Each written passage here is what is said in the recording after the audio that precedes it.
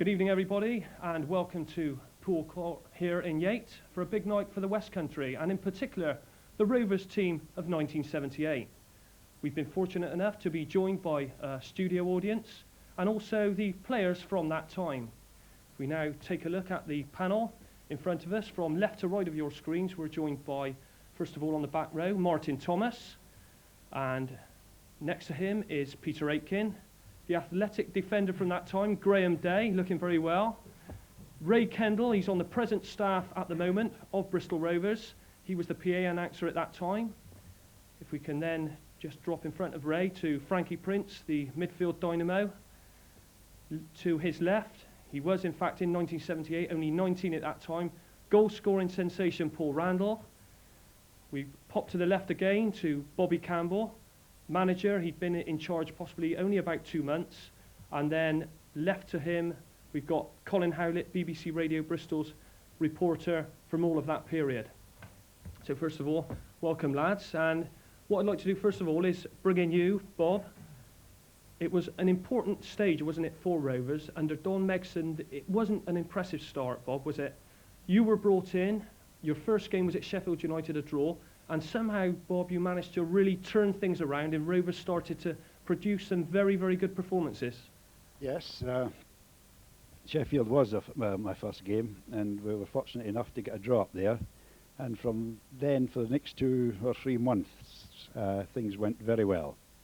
I just don't recollect how successful we were, but I know when I took over, I think we were either bottom or second bottom of the league.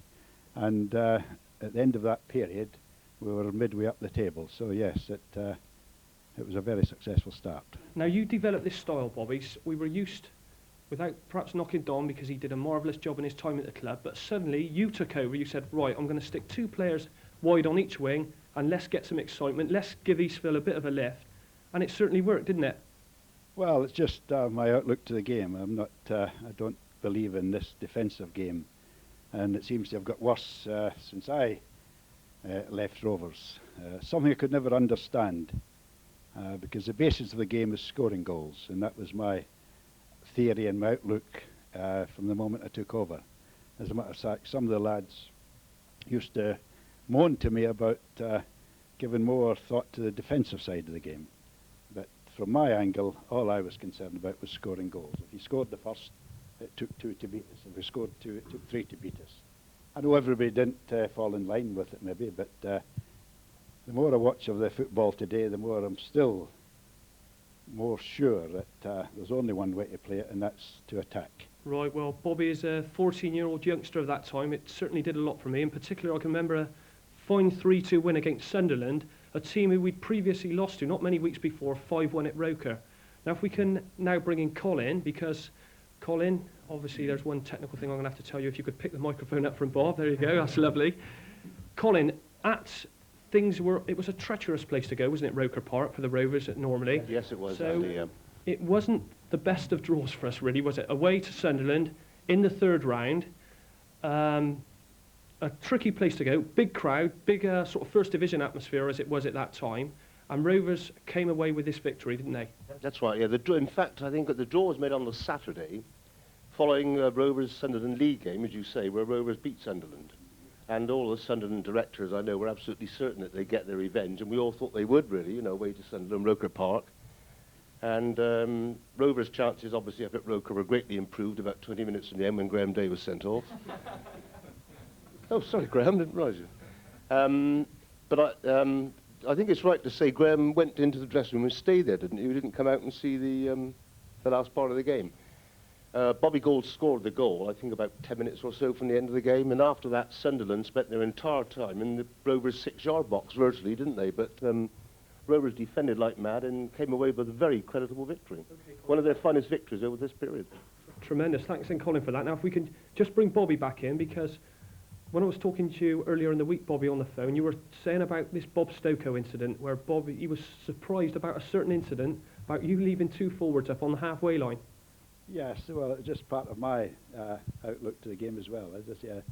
I never believed in bringing 11 players back to mark at corner kicks, particularly if we're all equal, if it was equal, or we were maybe one down. But on the whole, no, I used to try and keep Paul and whoever was playing alongside him at that time. And their first corner kick that particular day of the cup tie, as usual, the big centre-half started running up the field for the corner kick, and Paul and who was playing centre-forward? Stanley stayed up there. And next thing, Bob Stoker's out his box shouting at his two big centre-halves to get back to mark the two centre-forwards. And he turned to me and he says, "No other bugger's ever done that to me." Right. He says, I said, "Well, that's my outlook, Bob." I says, "If we were 1 up, 5 minutes to go, and you've nothing to lose. It's a different story. I'd probably send them back where your centre-half's then, but not so early on in the game as this." And he was most surprised. Right, that's great, Bob. Now, if I can bring in Graham. Graham, do you think it was the case of the referee being a homer with your sending off incident? Well, no, I'm going to let people know for the first time tonight, and Bob, I don't believe Bob has told anybody that it was a tactical move. Paul Randall had already gone off. He was substituted with an injury, so we had no choice but to tighten the defence up to get me sent off. You know, that was the thing. No, on a serious note, it looked pretty bad, but I basically protected myself. This little lad Ralston was coming in, he was just about to do me with his stud, so I protected myself with my right arm, and his teeth got in the way, and that was... I think he tried to bite me, actually. And then I spent, I believe it was about 20 minutes in the dressing room, and as Colin said, it was just... I can remember, I think, every 30 seconds of it, because every time I heard a cheer, I thought, my God, that's it. It's my fault that we've lost the cup. And when we came in and said we won, you know, I was the happiest man there. Lovely job, Graham. Right, that's fantastic. So Rovers were through then, in fact, to the fourth round, and it was Southampton, a big-name team from down there in Hampshire, who Rovers were to draw. A big crowd expected. Everything looked good. So what we'll do now is hand you over to Ray Kendall. Ray, at the time, you were the man on the PA system. So you're now going to give us your introduction for Rovers Southampton at Eastville, as it was 15 years ago. Take us away, Raymond. Good afternoon, ladies and gentlemen, and once again, welcome to Eastville. Today, we welcome our visitors from Southampton. Raymond, that was fantastic, very nostalgic. So what we're going to do now then, we've talked enough about these games. Great win at Sunderland, Rovers now facing Southampton. The televised coverage that we have now, 55 minutes of it in all. Enjoy the game, it's some classic viewing. Enjoy Rogers' tie, the Parkers in the toe and everything. Let's get on with it then. Bristol Rovers against Southampton.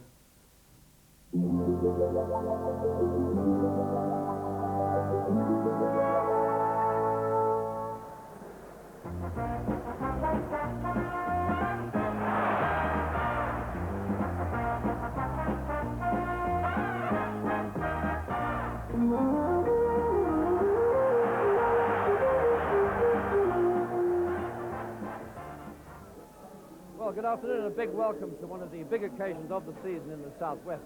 The region's most improved side, that's Bristol Rovers, at home in the Cup against the region's best Cup team in recent years, that's Southampton.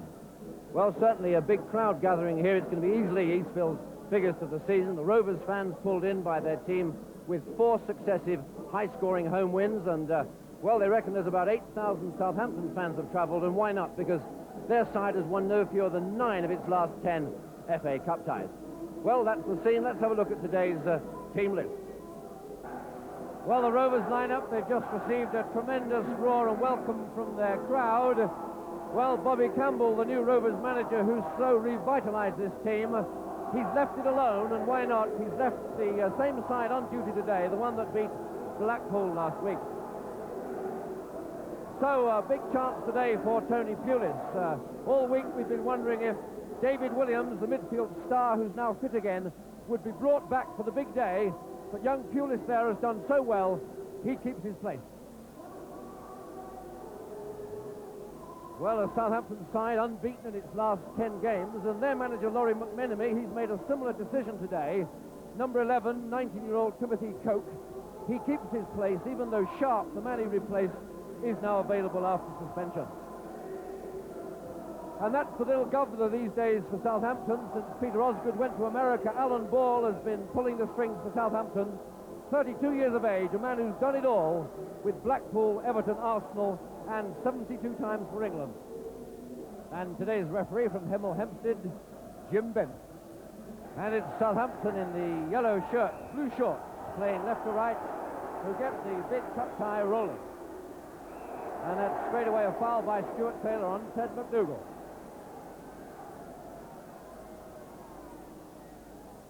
Ball takes it quickly. Williams, Boyer, Holmes.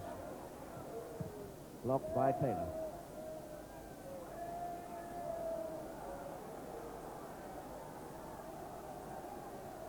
Holmes with the throw.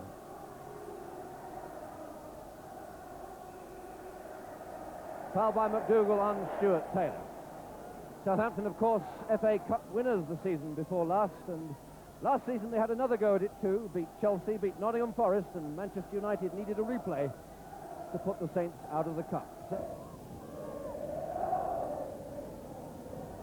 Mike Barry looking for a nice reverse ball, but cut out there by Coates.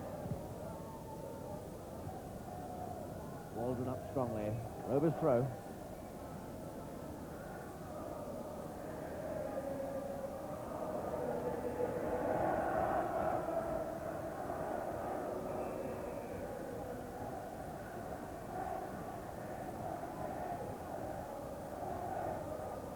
Bater. Down and forth to flick on. Pulis is up strongly, and goes Randall. And nearly a chance there. And finally Pickering doing well. Well, that was a chance for Randall. He moved so well onto it. But his flick with his foot, when the ball was there to be struck home, he couldn't connect properly. Nicky Holmes with some mud in his eye. That's the danger that is apparent for a lot of the players today on this heavy pitch. That's a good touch by McDougall for Boyer. Is he going to make it? And a great tackle by Bater, made sure he did. Well, that was a very good example of the McDougall-Boyer combination. Boyer had run it a little bit too wide. I don't think he'd have got it into goal, and Bater certainly made sure he didn't. McDougall turning that one in nicely, but it's Pulis for Rovers. Right, Pickering for Southampton. Difficult for both sides to get the ball fizzing about on this pitch. It's a mud patch out there. The long ball to the flank spaces, which are not so churned up, will be what they'll be trying to do, but the problem is doing it against the track marking that both sides are implementing so effectively so far. Pickering up well. Stanifor. That's a tricky one. Well, that was a very nasty one for Ian Turner, and how well he did.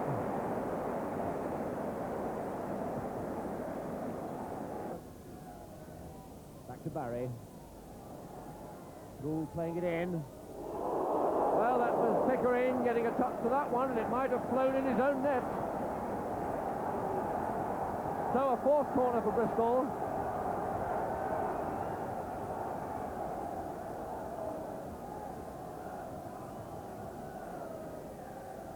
Barry and Gould over there.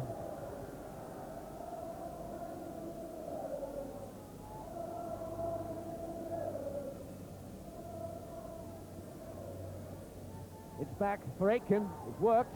It's a good shot, and only just wide. Excellent effort there by Aitken, and you have to say that these two corners, the new moves that Rovers have worked out, nearly brought them a goal.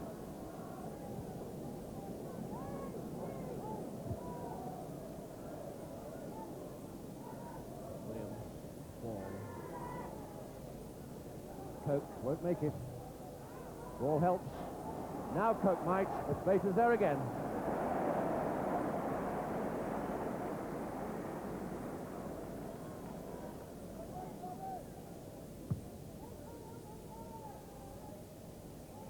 Well, there was 6 of one and half a dozen of the other, but Mr. Bent has added it up in Southampton's favour.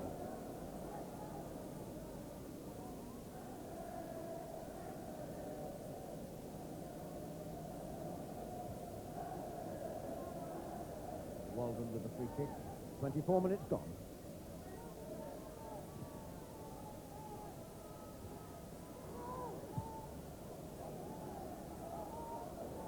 Decor. Barry's done well to get back there. Spotted that early, got back well.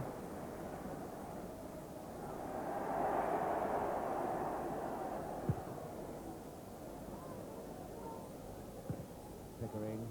Prince. Down in fourth for Randall. Well, that was a good effort there. Randall did exactly the right thing. So did the goalkeeper, and the goalkeeper got his legs to it.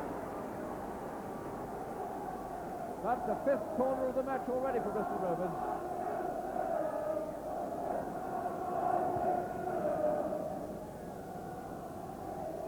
Barry taking it.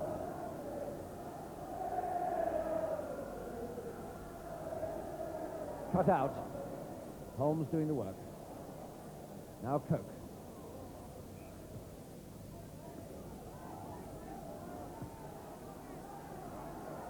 Prince. Graham Day calling for it, making the run. Barry against Coke. Prince. Randall trying to turn Pickering, and he has. And another corner to Bristol Rovers. Randall causing Southampton all sorts of problems with the good positions he takes up and the cool control he shows when he gets it.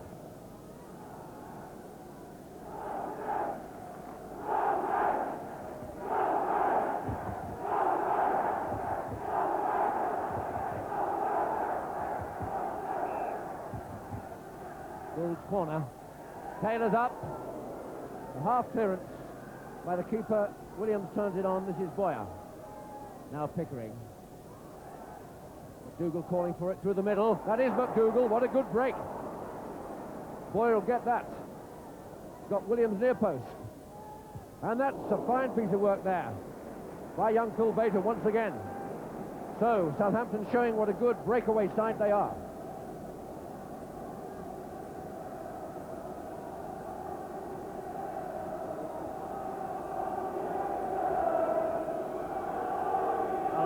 Corner.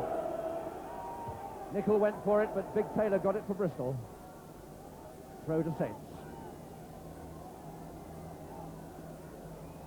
Nick Holmes, the long throw man.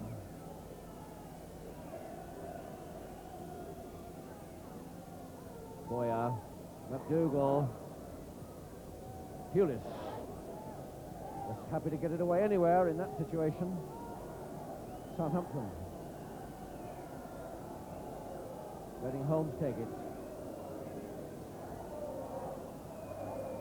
Their big centre-half, Chris Nicol, going for that one, but Taylor's too good for him.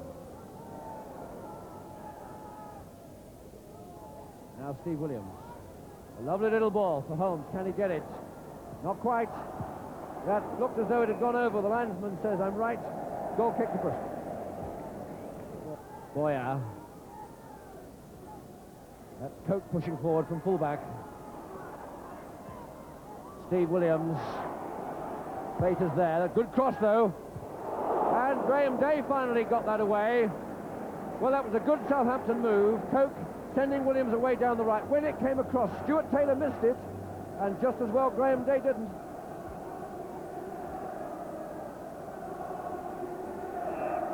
Nicky Holmes with the Southampton corner. The chance here for Boyer. He's knocked it wide. He looks to the linesman, but it seemed to me that he had a good chance and made a mess of it. Well, Rovers marking not too good there, letting the ball get through to Boyer, but he made nothing of the chance.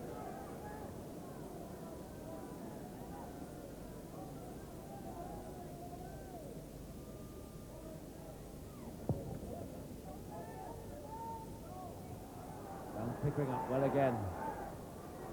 Good movement forward by Bater. But again, no one has backed up down the left. It's obviously a move that the Rovers have been planning. But a good break given away.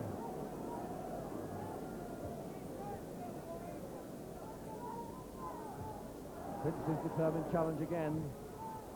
Prince again, switching it. Gould. Day. Prince. Bater. Got Barry outside him. Mike Barry has it. Coke comes close. Good far post cross, but no one there. Staniforth chasing. Aitken. Gould. Well, the chance came awkwardly for Bobby Gould. He had to take it with his back to goal and turn. Those two parts he did effectively, but couldn't keep the left foot shot on target. Boyer.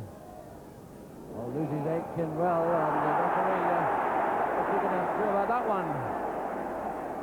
Rovers signifying the Southampton man dived, but they get the benefit of it. Free kick. And again dangerous. Holmes. Just over the top. Well, another situation where you see how dangerous Nicky Holmes is on the break. As he came in there, he sensed that young Thomas was off his line and he tipped him, and it wasn't so far from the target, was it?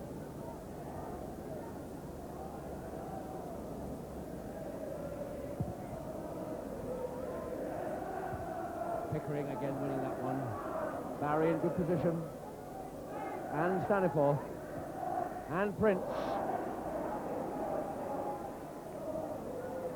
Aitken. It's a lovely ball to Bobby Gould. Young Pickering's close on him. Bater's in support if Gould can see him. Yes, he can. Bater. Rovers throw. And there's a pull on Staniforth's shirt there. The referee hasn't seen it.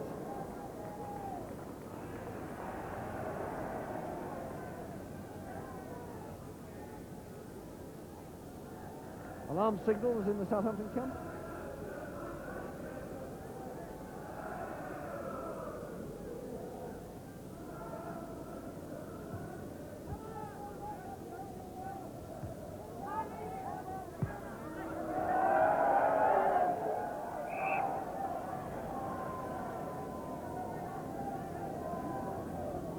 Williams with the throw. Boyer. Williams again. Good play. That's over the top for ball. Stuart Taylor's too big and strong for him.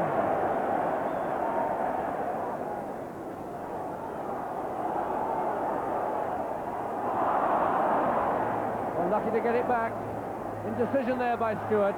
Should have made more of it than that. Williams for Southampton. That's Holmes again chasing that one. Aitken's tight with him, so is Barry. Back to Peach. That's Boyer. Taylor with him. Well, as McDougall came in, young Thomas down well. Phil Boyer, 12 goals this season, Saints' leading scorer.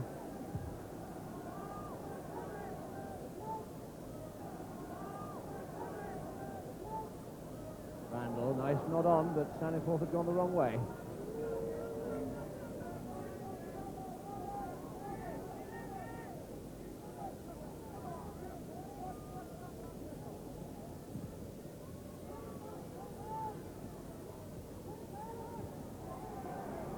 Ball. Boyer, good move, good positioning, good cross, good clearance by Taylor. Only half though. This is Holmes, he's got time. Aitken got it away. Barry's back helping. And Aitken again. That's for Randall. Randall against Pickering with Pickering closing in. And what a splendid effort there by young Randall. He had the two big men closing in on him.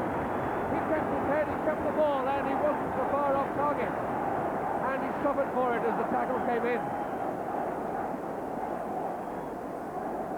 Well, that was a fine breakaway there by Rovers. Aitken launched it, spotted Randall, and Randall nearly, very nearly, put Rovers ahead 3 minutes from half-time.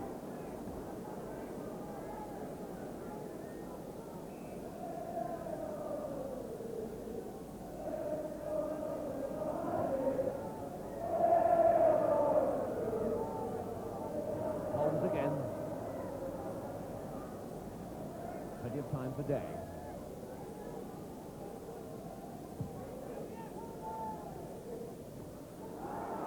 Staniforth.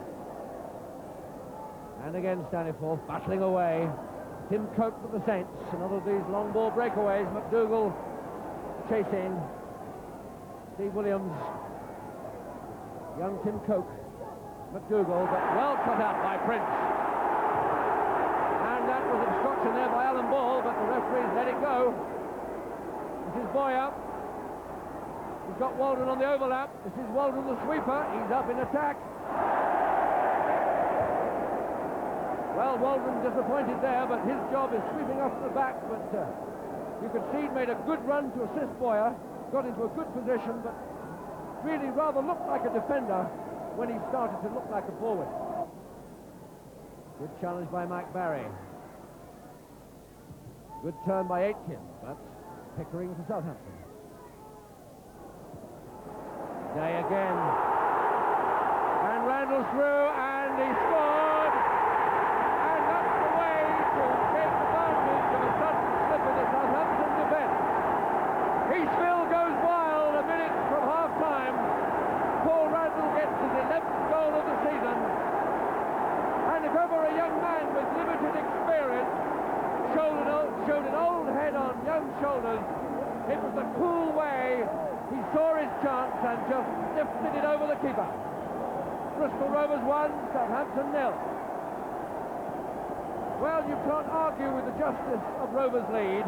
Certainly Southampton have had chances to score in this first half, but the greater number of openings have been created by Bristol Rovers, and Paul Randall was always the boy who looked like scoring.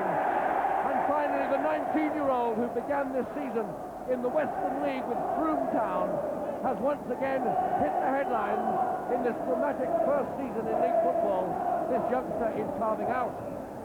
And we're into the injury time added by referee Jim Bench.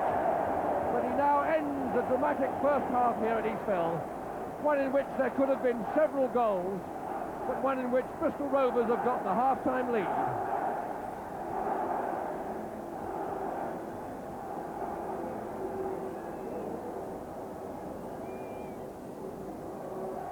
Well, all routes have certainly led to interesting action here at Eastville in the first half, and certainly was Bristol Rovers who had slightly the better of it and took a 1-0 lead. But this Southampton side are full of guts in the cup. They've come back plenty of times in the last 2 years. In their 10 cup ties in the last 2 years, Southampton have forced no fewer than 6 replays, but could be curtains for them here. But Paul Randall, the boy who put Rovers ahead, just nosed out of that chance. And you can see how he goes onto these openings and very nearly had the chance there to put Southampton 2 down rather.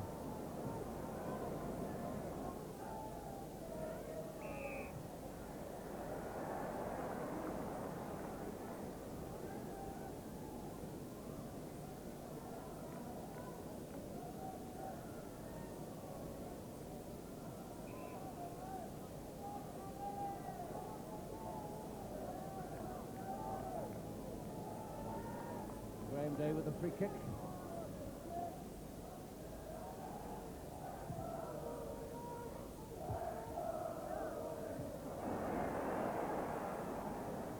Gould, Prince winning it.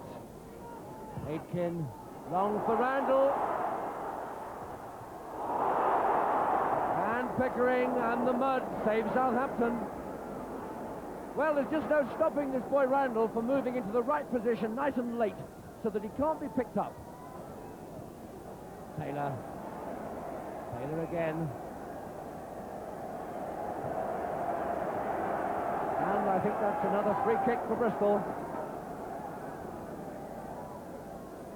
Big Stuart Taylor's going to move up into the box to see if he can get himself a goal. He's used that height of his before to get them for Rovers. One so far this season, he'd like a second today.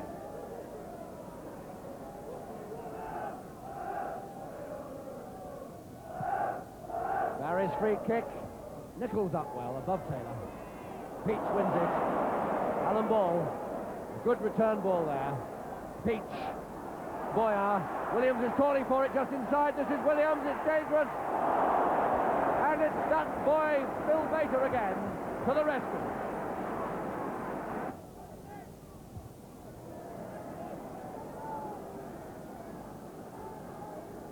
Pulis with the throw. Staniforth. Randall, back to Staniforth, but it's a little too short. Nichols getting the clearance in.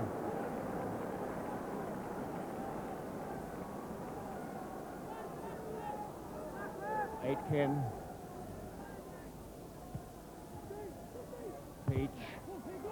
Atkins robbed him. Good long cross. Nicol happy to knock that away. Rovers' 8th corner of the match. 8-3 in corners they lead at this stage. 55 minutes gone. 1-0 on goals. And no one in this ground can really deny their right to be leading in this match. They've had chances to have increased that lead.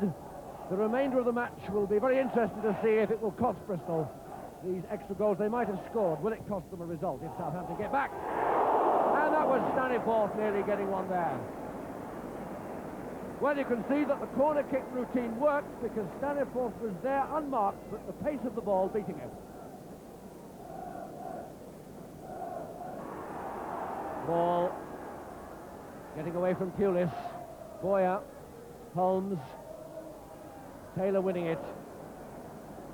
Gould wants to keep that in, otherwise it's a Southampton throw. Well, is this the phase of the match when Southampton are going to get back into it and onto the score sheet? Certainly they're beginning to give all their supporters a little bit of a hint that they might do.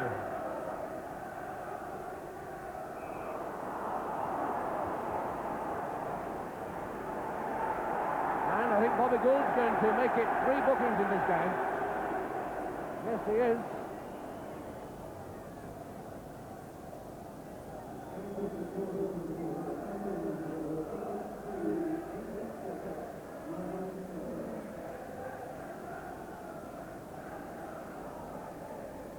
Peach's free kick. Good play by the keeper. Came early, never hesitated. Safe hands.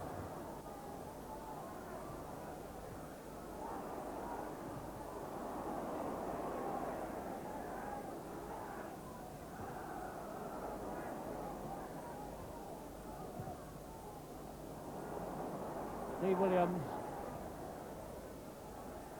Taylor, sure of foot. Nicol for Southampton. Williams again. Ball. Boyer. Coke. Baker cutting it out. Young Tim Coke with the throw.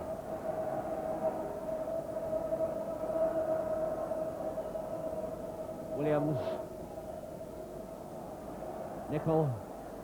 Coke. Nicol. Boyer.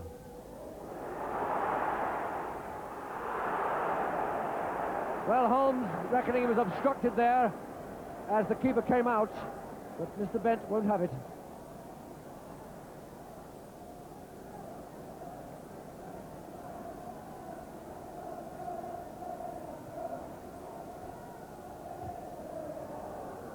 Aitken. Good ball to Gould. Pickering's tackle's good.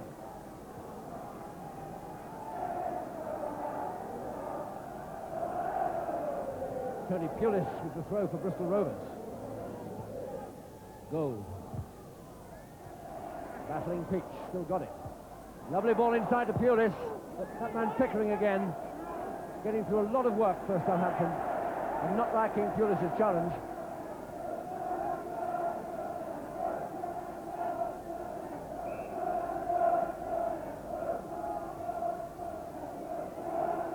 Holmes with the throw. The ball. Day for Rovers.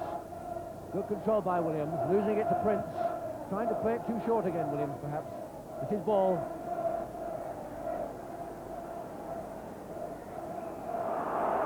Well, that'll be a foul against Tony Pulis.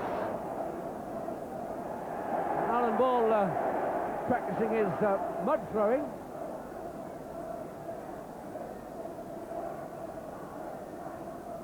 Nicol. Ball. Leaves it for Williams. That's aimed for Peach. Can't make it. Bobby Gould. That's for Randall to chase. Has he got support? It arrives in the form of Aitken.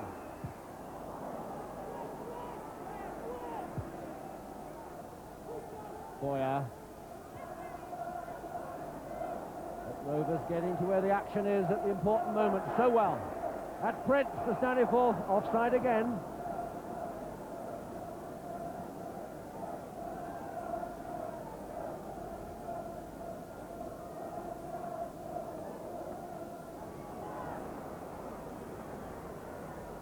This is the number 12 Southampton have brought on, Steve Neville, 19-year-old right winger, and he's in possession here in a good...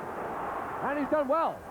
And Pulis did well there to cut that out, and Prince is dallying. And fine play really by Frankie Prince. You have to hand it to him for his nerve. He knew what he was doing.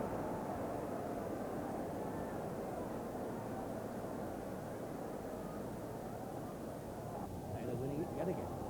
And Pickering pushing forward. Got Holmes outside him. Gives it to Holmes. They've got 3 men in the box if the cross is good. Well, this is Pickering. Can he hit the target? No, he can't. Well, Pickering did well to start that move. Young Thomas was a little lucky when he didn't hold on to that ball. But finally, Rovers survived.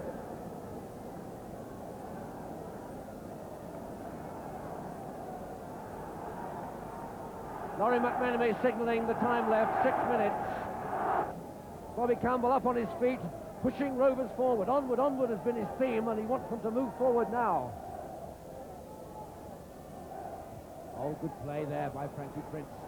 And now it's Stanifor with Barry. And this is Randall away through the middle. The mud will be difficult, but he's there. And it's there, a wonderful second goal.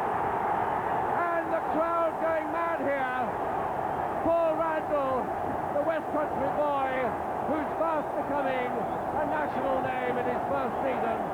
A super second goal.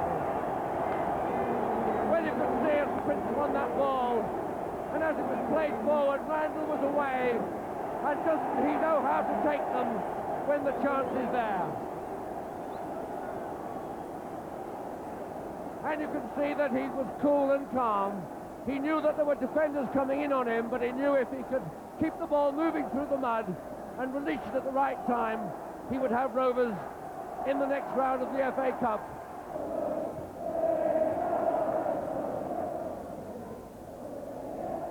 Well, that'll be a corner kick. 8-4 in corners the tally. Nick Holmes to take it.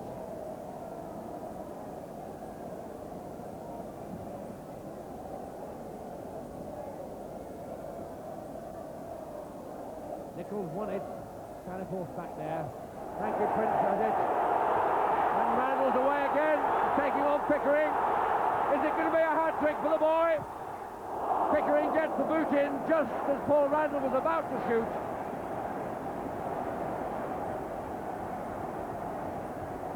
Well, he got away again, but Pickering was close to him. The mud was difficult. He couldn't move it fast enough, and Pickering just got a boot in when Randall was drawing his bead on goal.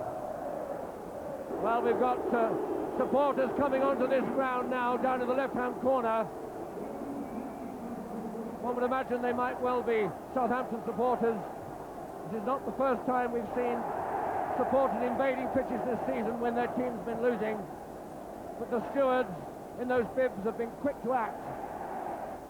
Mr. Bent will have to wait now. He's getting hold of the ball, he's watching the time.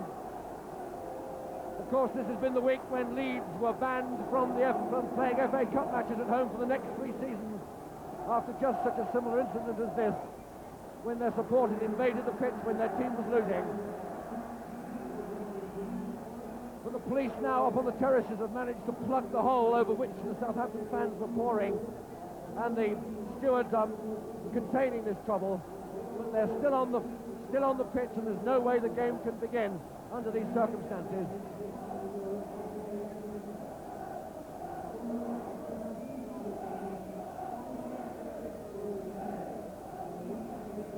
Well, it looks as though good sense is beginning to prevail. The red and white scarves amongst those fans label them as Southampton supporters, but they are now beginning to realise that they are not going to be allowed to disrupt this match, and it will continue in just a few moments. Well, there will be an extra 2 or 3 minutes added for that interruption. Mr. Bent will need to make a note of that in his official report on the match. But happily, no great delay, and this match should now finish in the proper manner. Barry for Rovers, and a fine pass back. He's had a cool, experienced performance, this man Barry, today. Peter Aitken on the ball has been one of two fine Rovers fullbacks. Bobby Gould, number 9 there, has used all his cunning and experience to keep Rovers moving in the right direction. Young Pulis has worked hard and completely justified his selection in midfield today.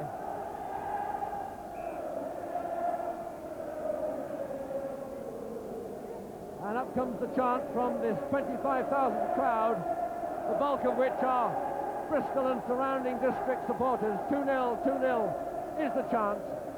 And now 47 minutes have been played in this second half. And that now is the end of the game, with 2 minutes 24 seconds added on for that nasty interruption. A super performance by Bristol Rovers.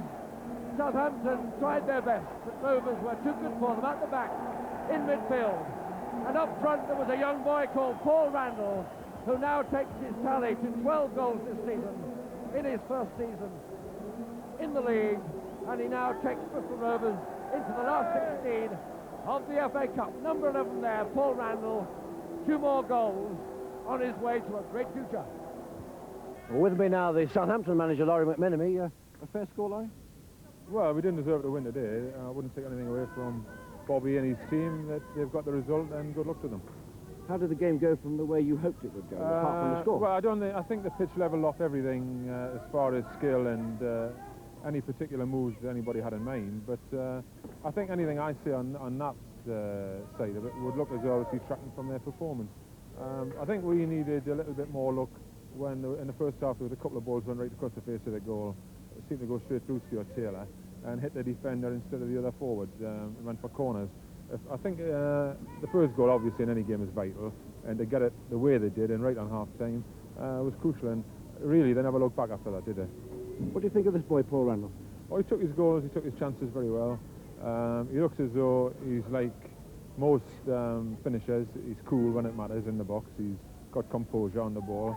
He's got a fair little bit of pace, and he doesn't panic. I mean, he's picked up the second goal from way out, and it's not easy. It looks easy from the terraces, but every inch you take, you think somebody's going to overtake you. Kept his head, and he stuck it in well. He's got to keep his feet on the ground now, hasn't he? There will be those who say that it didn't really matter to you so much today because promotion's your main aim. No, well, that's a cliche which managers use when they've lost, and I'm not going to use it. I'm very sick to have lost, because the cup was special to us. We know a lot about it, Roger, and well, we would have liked to have won today, and it just wasn't our day. It was Bristol's, and we'll be sick overnight, and then after that we've got to get on with the league because there's nothing else. But I wish Bobby, in particular Bobby, all the very best. I hope he has the wonderful experience that I had a couple of years ago and goes all the way, and with the sort of teams that are left in the cup, well, why shouldn't he?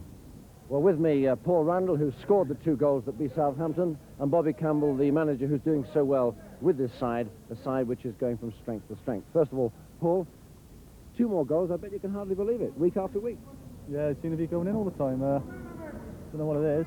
Got the speed for the middle, and they just seem to be popping in, yeah. Once again, a match in which you scored 2 and might have had several. Well, yeah, early on in the game I had a couple of chances, which, well, I thought I should have scored, but with the first goal, when it did come, I thought to myself as soon as I was running through that, the keeper was coming, so it would be a chip right from the beginning, and it went in. And the second one, Stanley with a great ball through the middle.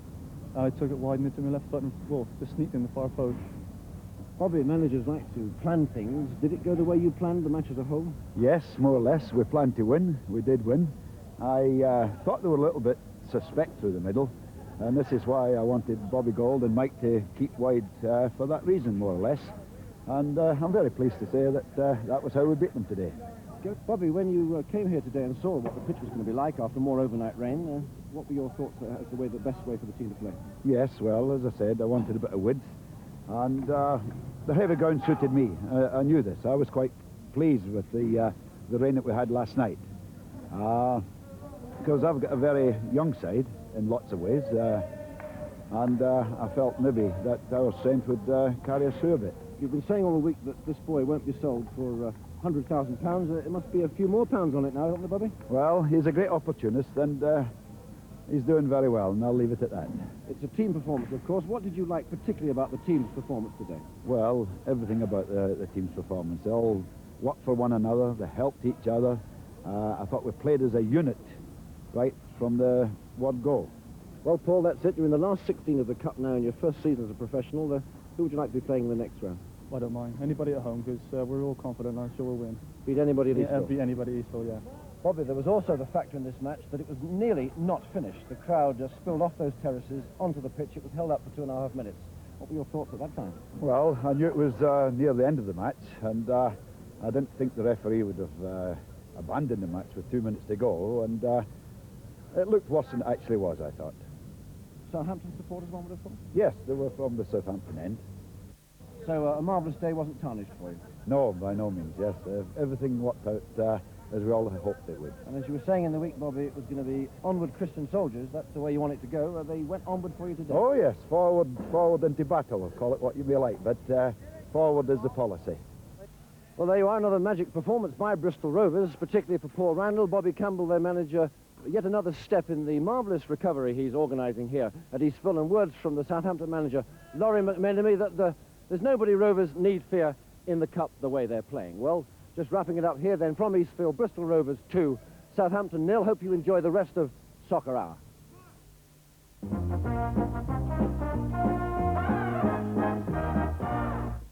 Okay then, great memories for the Rovers team and the fans on that day. Paul, good memories of that? Yeah, they were great memories, yeah. 2 fine goals. Now, it wasn't just an attacking fine performance. If I can now bring in Pete. Pete, defensively, yourself, Graham, Stu Taylor, Martin Thomas, everybody pulled together and made it a real good fighting team performance. Yeah, it was a tremendous performance, especially by the one name you've just missed out was Phil Bater, who I think got man of the match on the day. And I think it was at that time, it was carrying on from probably going back to Don Megson's days when things had got a bit heavy and the football wasn't so enjoyable. Bob came along and all of a sudden he said, forget defending fullbacks, everybody get forward, everybody score goals. And it was like a weight off everybody's shoulders in a magical kind of way. And it went from strength to strength. And I think leading up to the cup tie itself, it wasn't a case of, I mean, they were a big side and they were a well-respected side, but I think we had such a lot of confidence within the club at the time that I don't think we feared anybody at that particular stage.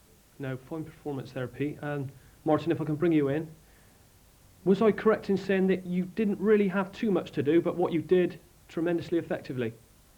Yeah, I didn't have a great deal looking at the highlights there. And to be perfectly truthful, I can't remember a great deal of the game. Like certain incidents there happening. But as Pete said, once or twice, Phil got me out of sort of sticky situations. But yeah, we're quite pleased with the way we defended and created a lot. And you know, it was a good performance all round. Okay, thanks, Martin. Paul, if you could let Ray have the microphone now.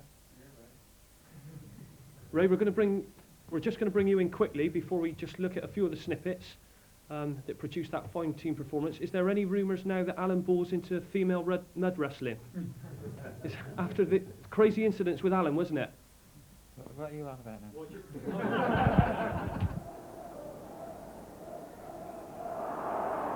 that'll be a foul against Tony Pulis. Alan Ball practicing his mud throwing. Sorry.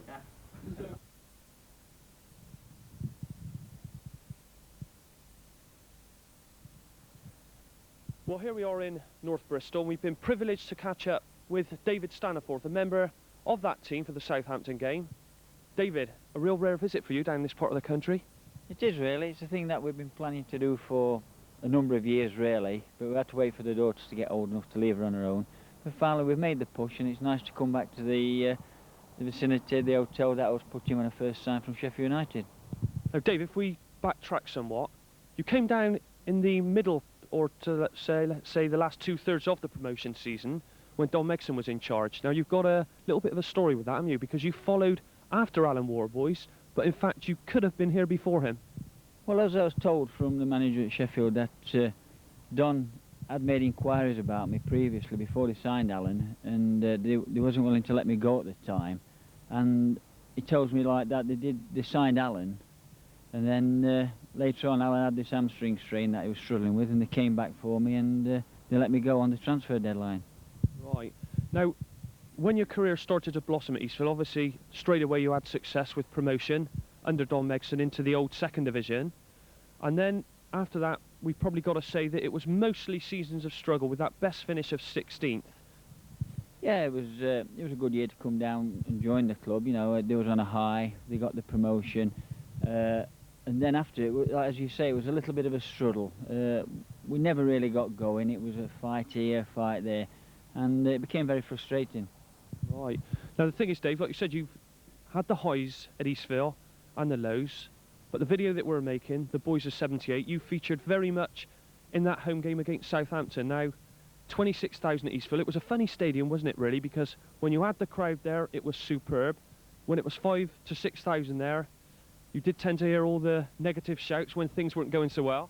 Well, that's correct. I mean, that's same at any football ground. You know, when things are going bad, you only pick up the knockers, and when things are going good, everybody's there behind you. But that particular day, full house, Southampton, they brought a lot up with being the West Country, and it was an electric day. Yeah, no, things did go well. If we can cast our minds back to the game now, when we used to pick up the green and read Robin Perry's match summaries, it was always quoted that Don Megson and later on Bobby Campbell both had the same ideals. They basically said you were the provider. You weren't a greedy enough player. You were there for the knock-ons. And with very much the second goal that Paul Randall scored, you collected the ball on the halfway line and a tremendous threaded ball through for Paul to seal that game up. Yes, I think that has been probably one of the minuses of my game, is that I always brought people into the game. I played with my back against the goal, so obviously more people played off me. I took a lot more knocks and allowed other people to score, but playing along with Paul Randall, we knew what his strengths was, his weaknesses, and we knew his pace, and we knew if we could get balls in behind their back four, that he would latch onto them, and he had a good shot, and he used to score lots of goals. Now, talking on some points we've just discussed earlier, Dave, Ipswich, Rovers progressed 2-0, they beat Southampton, superb day for those 26,000 at Eastville. And then, an interesting story you've got, it was into Bobby Campbell's car and off to Weston-super-Mare. For what reason? Yeah, at the time I was privileged to be the captain of the team, and as most people know, you talk of incentives, things like that. We were on a good cut run, so the boys had asked me to have a word with Bobby and see what was going for them. So what it was, they travelled off down to Weston because I think there was a lot of snow about. I went down with Bobby at a later time, and when we arrived down at Weston, the boys had started, and unfortunately I hadn't warmed up quite well enough, and the second time I touched the ball, I pulled my hamstring, and it proved to be a right noose around my neck. And really, the rest of that season then, in and out? Yeah, we had some important games, and like a lot of injuries, you try and bring you back beforehand, important games, and every time they came back, I kept breaking down. And it proved that it had to last all the way to the end of the season. We needed a long rest. Right, Dave, it's been a privilege to catch up with you here in Bristol. Thanks very much for joining us on the Boys of 78. It's a pleasure. OK then, Dave, any message for the lads back home who are present tonight for this reunion or get-together, whatever you call it? Oh, it's been nice to see them all again, but unfortunately I'm going to be able to see Graham Day and Peter Aitken while I'm down here. You spoke to him on the phone, haven't you, Graham? I have, yes. I understand he tells me he's put about 5 stone on, which I beg to believe when I see him, but he's told us that we've all got to wear red roses so we can recognise each other when we meet. Right, but good times at Eastville? Yeah, we had a good camaraderie, good laugh. I think a lot of the times that kind of spirit took us through some of these games, and all the best to the lads that are there tonight. Dave, thanks a lot. Now it's time to go back to Poole Court to assess the action from that game against Southampton.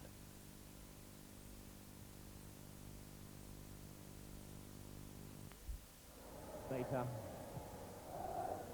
Down and forth for flick on. Pulis is up strongly, and goes Randall, and nearly a chance there. And finally Pickering doing well. I can't really remember these incidents. Looking there, trying to lunge at it with my left foot there, but thought the defender done well. Down in forth for Randall. Yeah, I was trying to cross it there. That was a good effort there. Randall did exactly I was trying. I don't know. I was trying to score. Might be just trying to pull it back. McDougall calling for it through the middle. That is McDougall. What a good break. We've not got no Phil Bater here tonight, Pete, so you're going to stand in for him. Some really good work here with that clearance. In front of Phil, he obviously noticed that, so it was a diving header, really. Half though, this is Holmes, he's got time. Aitken got it away.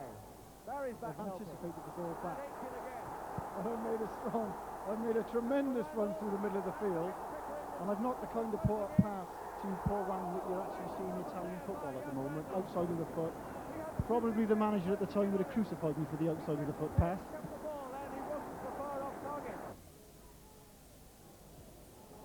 Day again. Yeah, it's the infamous great ball from Graham Day, saw me running there. And just saw the keeper coming, just made me mind at the chip him, yeah. That's what goes through your mind, you see him coming. A bit happy there as well, by the looks of it. And if ever a young man with limited experience showed an old head on young shoulders. Wasn't bad really for the conditions. He saw his chance and just lifted it over the keeper. Bristol Rovers 1, Southampton 0. In their 10 cup ties in the last 2 years, Southampton. It's just after half time, isn't it? Yeah.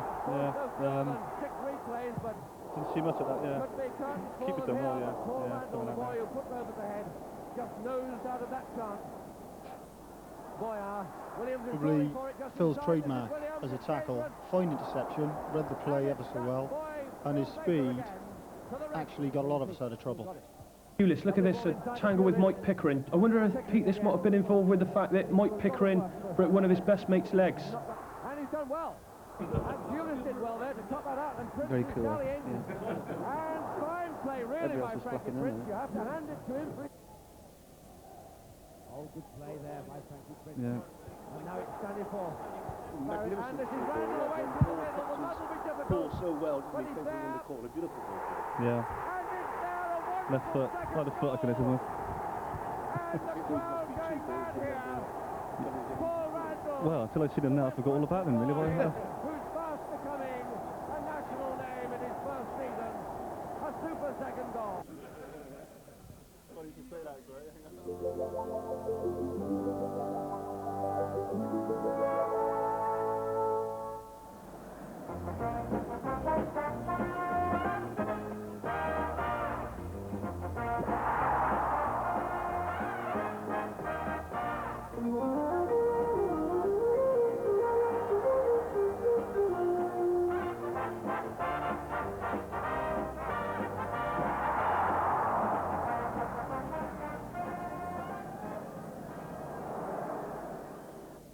Well, a very warm welcome from a bikingly cold and snow-covered Eastville. The referee has decided the match is on. Some of the players don't fancy it. They reckon that racehorses wouldn't be asked to perform on that sort of surface. But the big game is on, and a nicely looking balanced cup tie it is too, as the atmosphere builds up here. Bristol Rovers, the improving second division side against first division Ipswich, but an Ipswich side having a bad time lately. Well, the Bristol Rovers team there greeting the crowd. As this Bristol team has improved in recent weeks, so has the rapport with their supporters. Well, today's Bristol lineup, an interesting selection at number 10. David Williams gets the vote to come in to replace the injured skipper, Dave Stanifor. David Williams, a classy midfield player, getting that job in the number 10 shirt. Number 11, Paul Randall, past fit. Rovers have been worried all week that their new young goal star wouldn't make it, but he's passed a late test and played.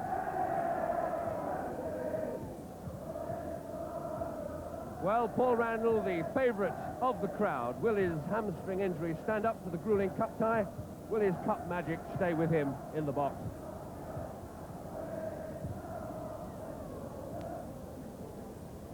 And alongside Randall, looking for goals, the old campaigner Bobby Gould, the cunning, foxy schemer in the front line, a man who knocked Ipswich out of the cup when playing for Wolves 2 seasons ago.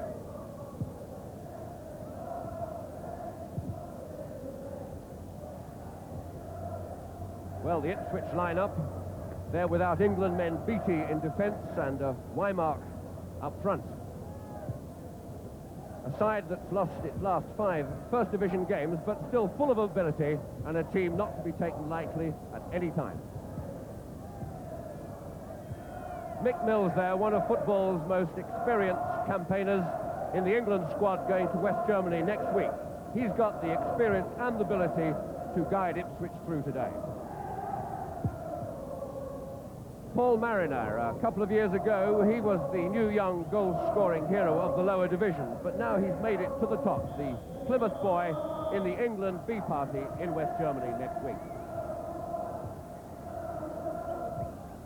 Well, referee Brian Daniels of Essex there, the man in the middle, and of course the man in the middle of the controversy today. There will be those afterwards who will say the game shouldn't have been played.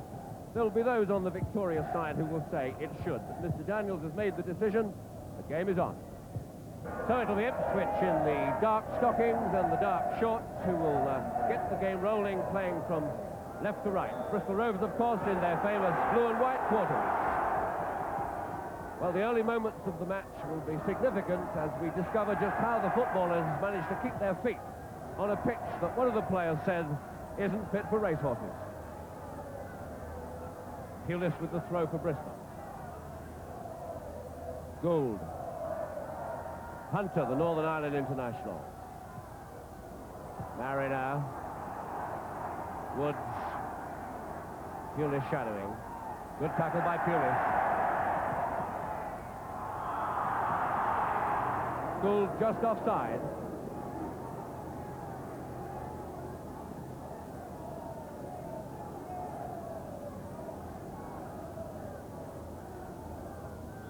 Mick Mills.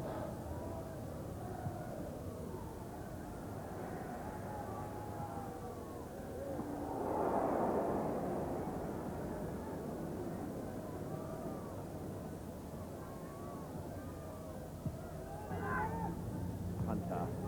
Game. Osman. Game ping pong at the moment, but Mariner letting one go. Paul Mariner knowing that with the keeper unable to get his feet moving quickly, the odd long shot could catch him out of position and unable to move.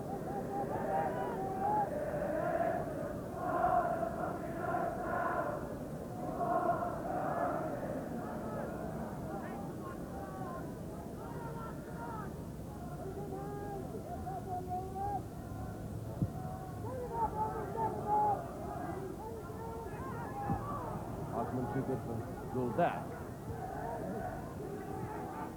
Prince. Burley.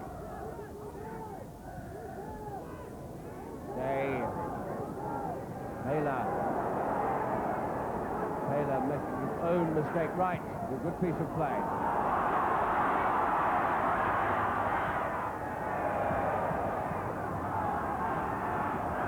Gould wants it quickly.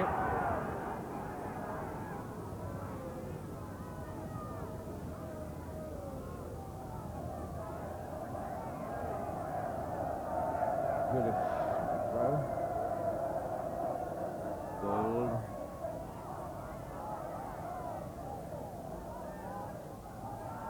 Rovers throw. Gould to take it. Could be the long one. Big Stuart Taylor's moved out of the Rovers defence to strike for this one. There it goes for Taylor, but the back header not quite working. Goal kick to Ipswich. Big Stuart Taylor looking for his second goal of the season.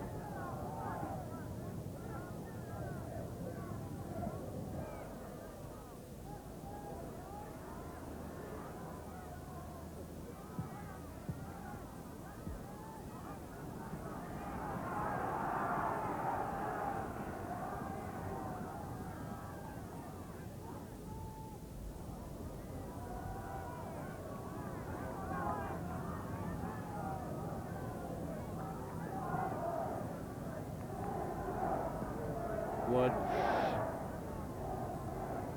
Good play there.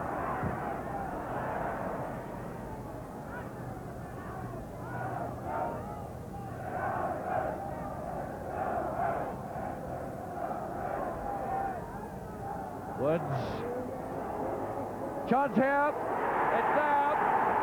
Robin Turner, the scorer. Well, as Woods cut in there, one could see that he had a little bit of control in a difficult situation, and when the chance came for Robin Turner, he put it away very neatly. The job there for Turner from behind as the chance comes to him, and he managed to keep his feet and tuck it away well. And away goes Gould. Corner kick.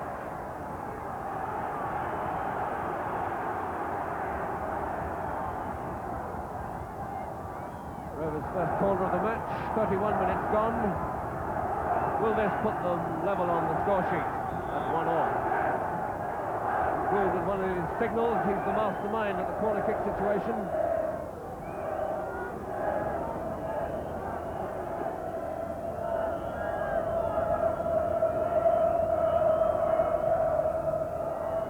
Jones getting it away. Prince. Gould. Gould again. Prince. Nicely turning. Well, it's good tackle. And the crowd beginning to sense the Rovers might have something on here.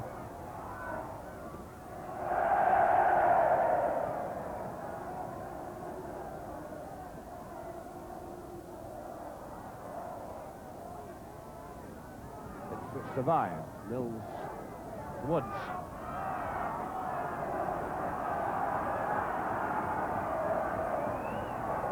Pulis with a throw. Day. Gould battling, but so Hunter. Talbot. Turner. What a lovely little flick for Woods. And Mariner's in the box if Woods can cross this. He's going on his own. Not so far off target either. Clive Woods, brilliant left winger on his day, the sort of man who's keeping his feet better than most on this tricky surface.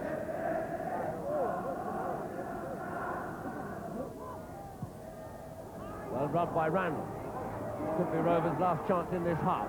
Mike Barry, Gould calling for it. Baker gets it. Doesn't quite keep it in play. George Burley likes that. Throw to Ipswich.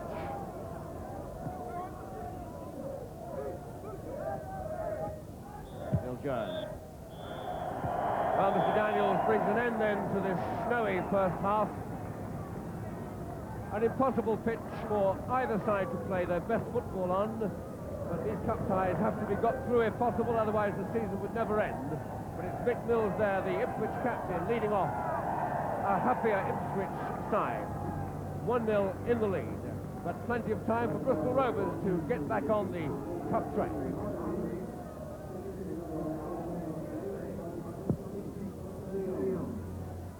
And it's Bristol Rovers playing left to right who'll get the second half of this fifth round FA Cup tie moving. Ipswich Town holding on to a 1-goal lead.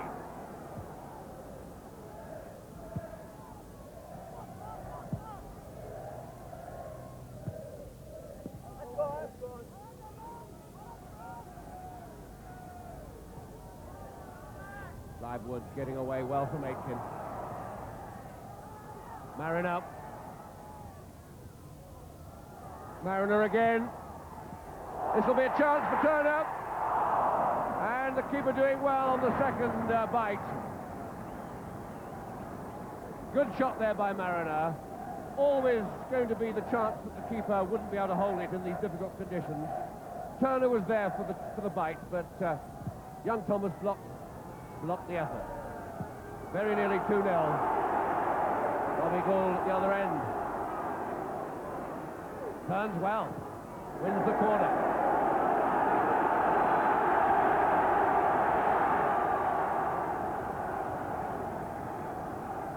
And Rovers have got 8 men in or around that box now. Frankie Prince comes out, so 7 in the box. Good shot by Pulis. Well, volleying's difficult today, but he hit that one beautifully. Well, Paul Cooper wouldn't have fancied that one if it had been on target, would he?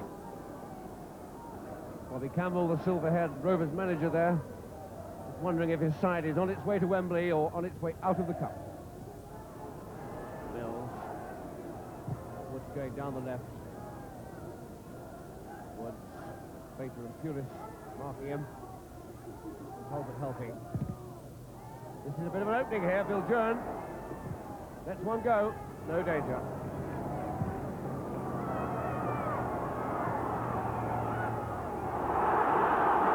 Randall can see this is on, but the keeper again just out nicely. The crowd still booing Paul Cooper for that clash with Bobby Gould earlier.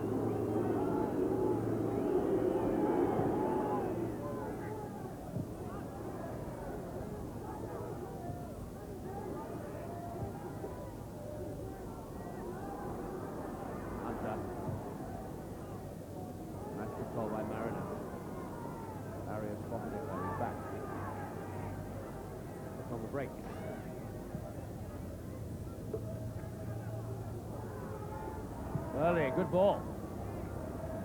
Anything forward and a long way is a pretty good ball today.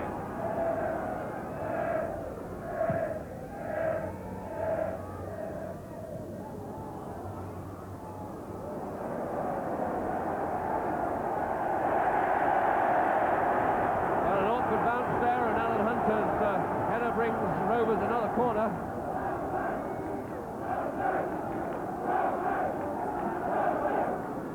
Taking it. Not really made much impression from these corner kicks so far.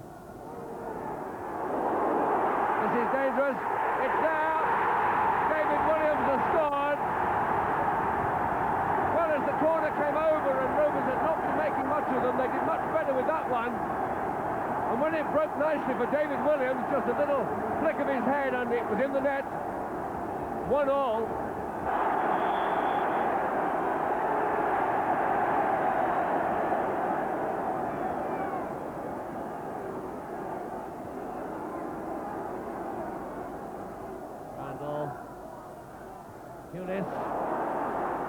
Good run and turn by the youngster. And Hunter did well to get that one over for a corner, otherwise it was going to flash across the face of his own goal, and that would have been dangerous.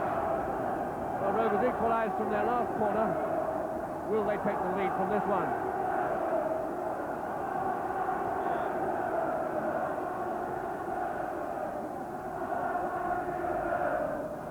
Still changing his mind.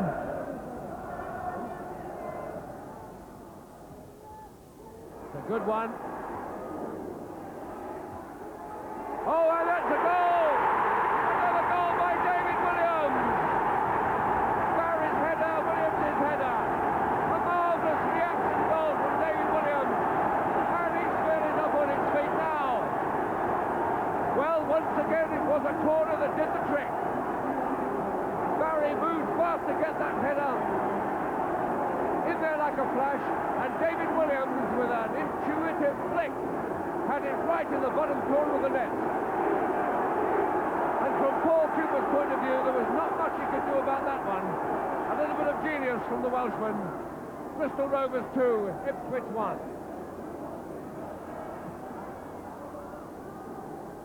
Pulis. Walk. Burley. Turner.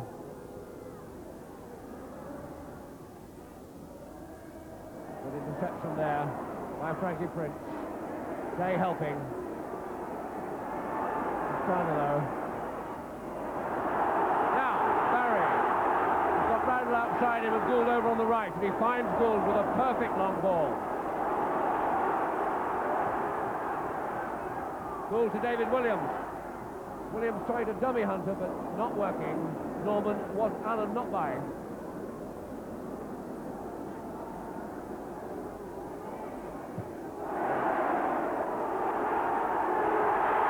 For Bobby Gould to rough it up, and he's taken it.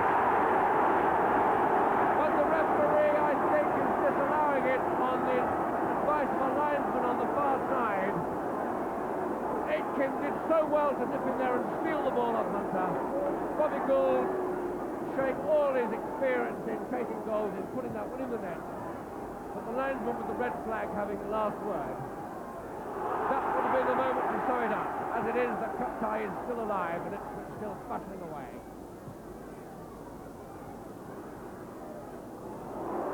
Well, that was a dangerous one by Barry to Mariner. Just over the top. Paul Mariner there, given the chance by Barry's somewhat dangerous long pass back. And it was Graham Day who got back and made the job difficult for Mariner. And Bobby Gould still having that discussion with the linesman.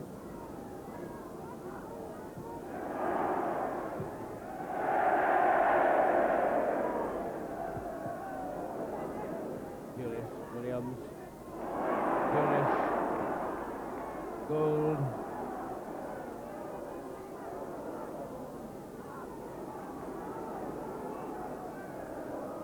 Gould taking on Osborne, corner kick. Well, corner kicks have been good news for Rovers in this half. Both their goals came from them, both from this right flank. Both taken by Bobby Gould, the player coach at Eastville, who I'm sure has had a big part in this revival in the club's fortunes in these last 3 months. Taylor's little flick. Pulis can't get it away. Hunter can. Mills. Wood. Mills. Building nicely. It's a little far for Wood. Ipswich throw.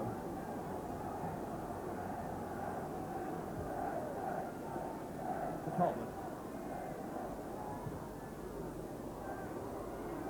This is dangerous.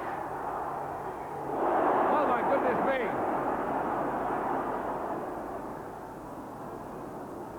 That was very nearly a nasty moment for Bristol. Osborne. Osborne rather. This is dangerous. Woods has got a little chance here. Woohoo! And young Thomas was so close to it that as soon as that flick left Woods' feet, it stuck in the boy's hand.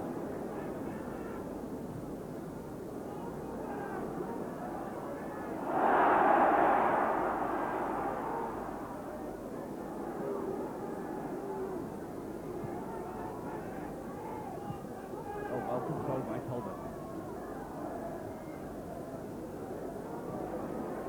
Taylor, Mariner. Well, this is dangerous, and indeed that... Oh, my goodness me! It's there!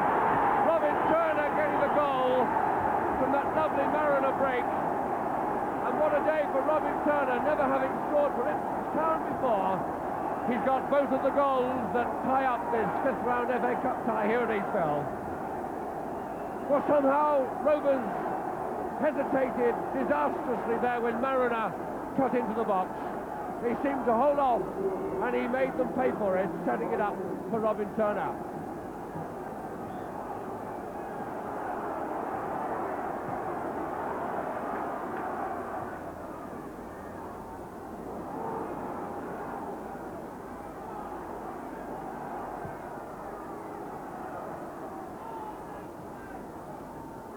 Barry sending Gould away.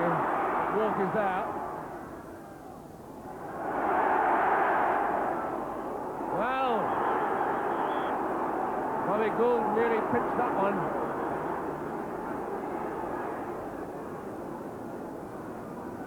In fact, the whistle has gone. Either a foul on the keeper, which it is. Bobby Gould having words with the linesman. Well, a delighted Ipswich snatching this cup tie out of the fire with under 5 minutes left.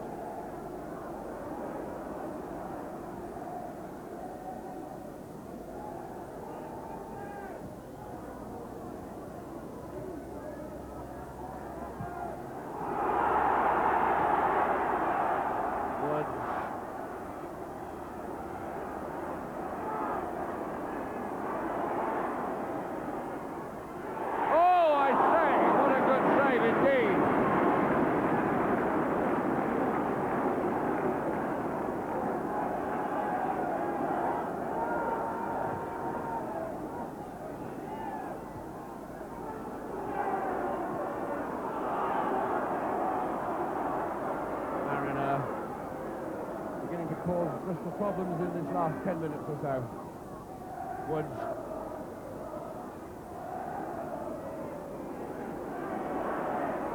Pulis.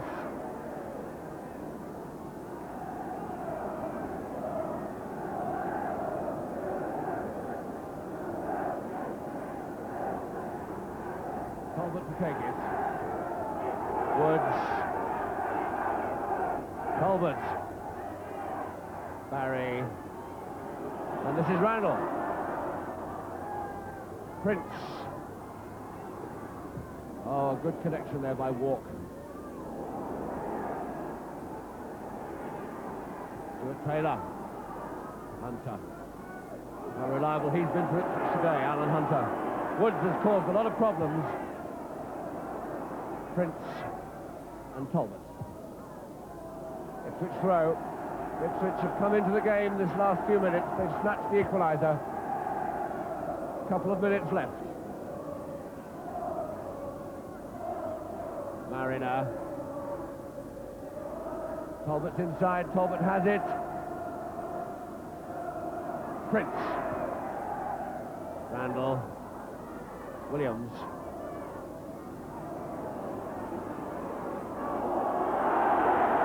Ipswich throw again.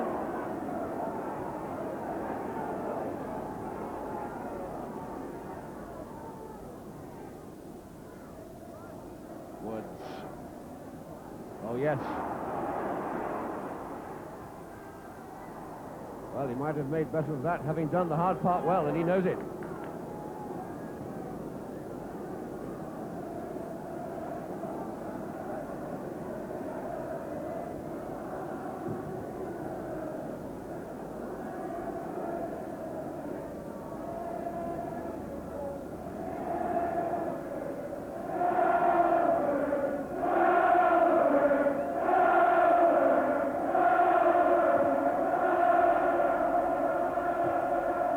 Williams.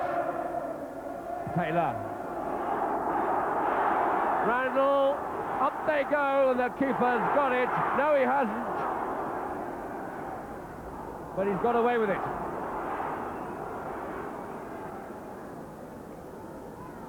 As we move into the last minutes of the match, a match which began looking such a difficult operation for both sides on this tricky pitch. Well, indeed, it remained difficult for them, but to their great credit, they made an exciting cup tie out of it. Ipswich with the half-time lead through Turner. Williams getting 2 for Rovers in the second half, and then Turner, the equaliser for Ipswich. So the customers can't complain about the excitement. Is Bobby Gould going to snatch the winner here? No. Robin Turner, who's had, Paul Cooper rather, who's had such an excellent game in the Ipswich goal coming out of that crisis.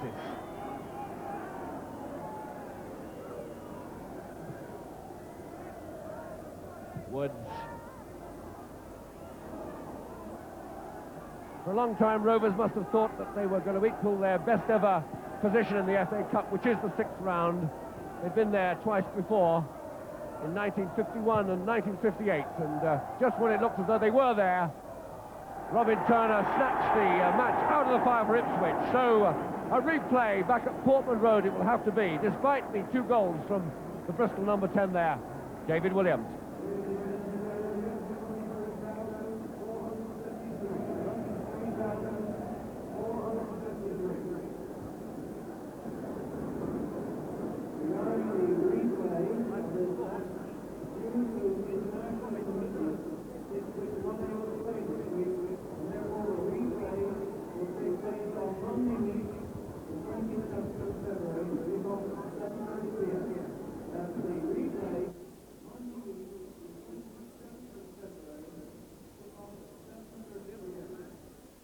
Okay, that was how it finished then. Rovers 2, Ipswich 2 on that solid pitch.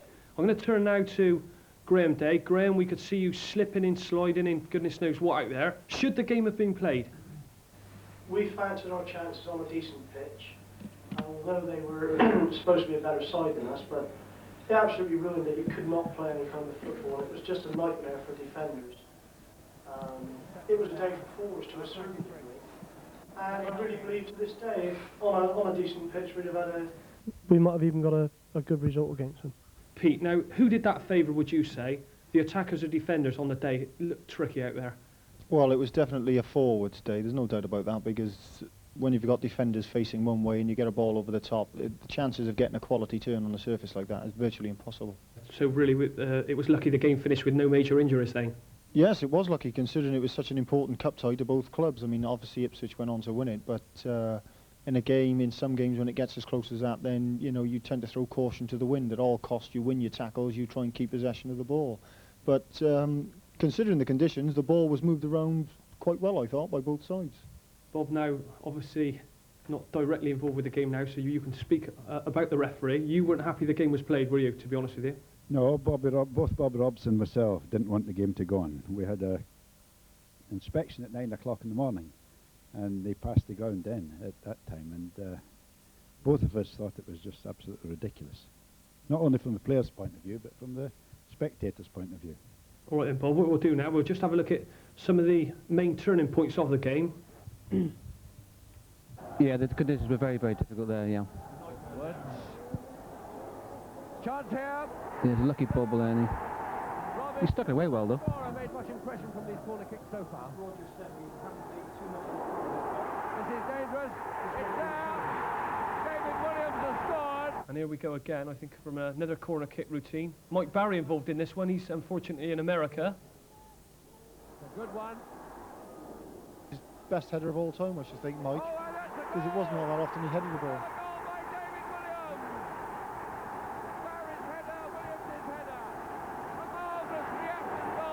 Great shot there at David Williams. You can see that, delighted with that. Nice close-up there. Here it is. Now here you are, Pete. No contact from yourself, so he was technically onside. Well, technically onside, as I've said to one or two of the lads, I still thought on the day I actually got contact with the ball.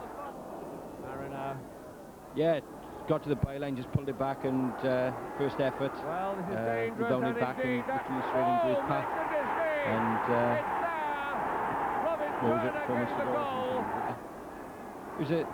it was a nice height to say, but as you can see with the conditions of the ball, very, very slippery with the old type gloves there as well. Okay then, so with much controversy, Bobby Campbell really saying on the day that Rovers were robbed, it would have been, I think I'm right in saying, Rovers' second ever appearance in the 6th round. It didn't happen, and we've now got Colin Howlett with us because he's going to tell us about not the following Tuesday, but the Tuesday after. Rovers went to Portman Road, Colin. Things didn't work out, did they? But what a tremendous following. Absolutely it was. As Bobby said, they were very unlucky through bad refereeing not to have won the first game. The second one, a bit of an anticlimax perhaps, because Ipswich, as we know, were a very good side, a little bit more experienced, in fact far more experienced than the Rovers side of that day. But the following, yes, was absolutely tremendous. This was about the time when the supporters started following their teams away from home. It's grown and grown and grown, and Rovers away support ever since then has been absolutely tremendous. But I think that game at Portman Road was the start of it. And really, though it was an evening of anticlimax on the field, the support really was superb. Right, Colin, thanks very much for that one then.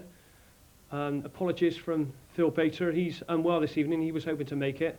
We've tracked down as many ex-players as we can tonight for this do. It's been tremendously supported. Players coming from everywhere to attend this function this evening.